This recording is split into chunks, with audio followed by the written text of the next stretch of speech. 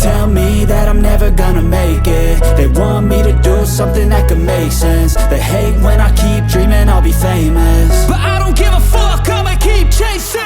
I got all this potential that's deep inside of me, but they hate when you're successful cause they try to be. They sit there being judgmental because you're trying things, and they just want you to settle and do the right thing. So get a good job, don't slack off. Wake up every morning, make a good impression on your boss. Don't do anything that I wouldn't do, and when you're making money, make sure you don't spend it too soon.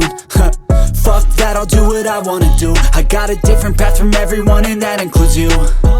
Who are you to tell me how to live life? In these times it feels like nobody is right, yeah. So I'ma figure out what else we succeed, and then invest all of my time into that and proceed.